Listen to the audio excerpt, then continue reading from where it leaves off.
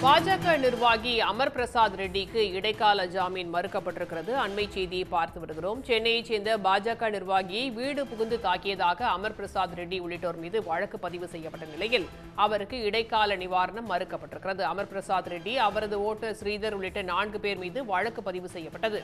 அமர் பிரசாத் ரெட்டியை தனிப்படை தேடி வரும் நிலையில் முன்ஜாமீன் கோரி உயர்நீதிமன்றத்தில் அவர் மனு தாக்கல் செய்திருந்தார்.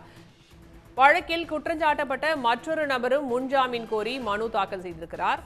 இது தொடர்பாக காவல்துறை தரப்பு நீதிமன்றத்தில் தெரிவித்திருக்கிறது. மற்றொரு நபரும் தாக்கல் செய்துள்ள முன்ஜாமீன் மனுவுடன் சேர்த்து இந்த மனுவும் விசாரிக்கப்படும் என்று தற்போது நீதிபதி தெரிவித்திருக்கிறார். கூடுதல் தகவல்களை தருகிறார் சிறப்பு செய்தியாளர் ரமேஷ்குமார். ரமேஷ்குமார், விவரங்களை சொல்லலாம்.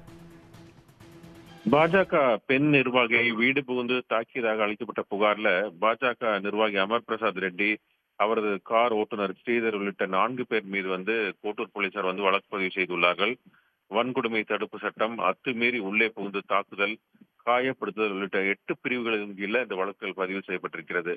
அமர் பிரசாத் ரெட்டியை கைது செய்ததற்காக போலீசார் தனிப்படை அமைக்கப்பட்டிருந்த நிலையில அவர் முன்ஜாமீன் கேட்டு சென்னை உயர்நீதிமன்றத்தில் மனு தாக்கல் செய்திருந்தார். அதுல அரசியல் நோக்கத்துடன் பழிவாங்கும் நடவடிக்கையாக தன் மீது பொய் வழக்கு பதிவு செய்யப்பட்டுள்ளதாக தெரிவித்திருக்கிறார்.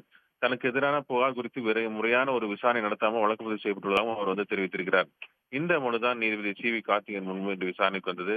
அப்போது இந்த வழக்குல குற்றம் சாட்டப்பட்ட மற்றொரு நபரும் முன்ஜாமீன் கோரி மனு தாக்கல் செய்துள்ளதாகவும், ஆனால் அது விசாரணைக்கு பட்டியலிடப்படவில்லை என்றும் காவல்துறை சார்பில் ஆஜரான வழக்கறிஞர் சுட்டிக்காட்டினார். இதனையடுத்து அந்த மனுவுடன் சேர்த்து அமர் பிரசாத் ரெட்டி மனுவும் விசாரிக்கப்படும் என நீதிபதி தெரிவித்தார். அவ்வாறு ஒத்துவைக்கப்படுவதாக இருந்தால் அதுவரை அவரை கைது செய்வது உள்ளிட்ட நடவடிக்கைகள் மேற்கொள்ளக்கூடாது என உத்தரவிட வேண்டும் என அமர் பிரசாத் ரெட்டி சார்பில் ஆஜரான வழக்கறிஞர் பால் கனகராஜ் கோரிக்கை விடுத்தார்.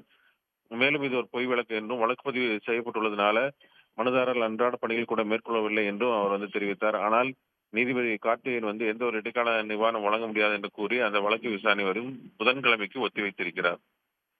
தகவல்களுக்கு நன்றி ரமேஷ்குமார்.